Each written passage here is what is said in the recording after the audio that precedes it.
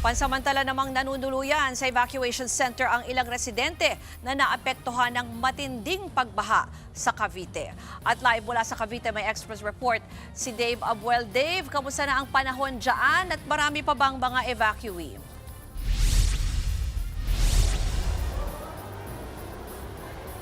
Ruth, nananatili pa nga ring lubog sa baha ang ilang barangay dito sa Kawit, Cavite. Kabilang dyan ang Barangay Gahak at Barangay Marulas.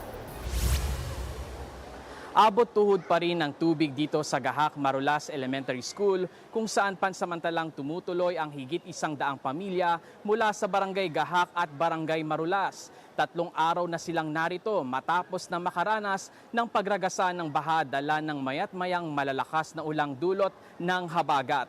Kwento ng mga residente, unang beses nilang makaranas ng ganong katinding baha.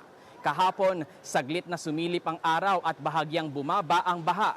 Pero ayon sa mga residente, umulan ulit kinagabihan, kaya tumaas na naman ang level ng tubig.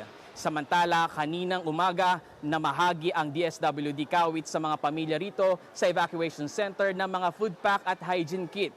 Kasama sa food pack ay ang bigas, kape, instant noodles at canned goods na kasya sa 3 hanggang 4 na araw na konsumo ng isang pamilya. Narito ang pahayag mula sa DSWD Kawit at mga evacuees.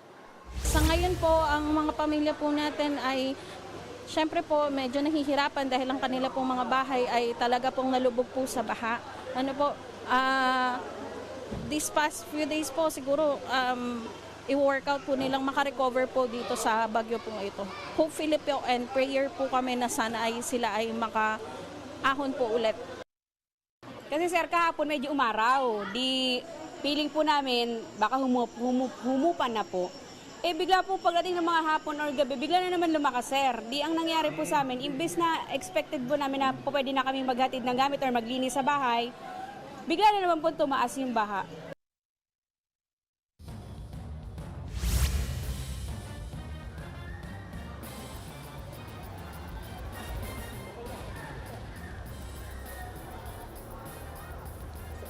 Ruth, ayon dun sa mga residente na nakausap natin dito sa evacuation center, nitong buong araw ay hindi pa naman daw sila nakaranas ng pag-ulan. Kaya tuloy-tuloy lang yung kanilang dalangin na sana mas gumanda pang lalo yung panahon para makabalik na sila sa kani-kanilang mga bahay. Yan muna ang latest mula rito sa Kawit, Cavite. Balik sa iyo, Ruth. Yan po ang Express Report ni Dave Abuel. Mga kapatid, Ruth Cabalpo, para sa mabilis na pasada ng mga balitang dapat niyong malaman, mag-follow at mag-subscribe sa social media pages ng News 5.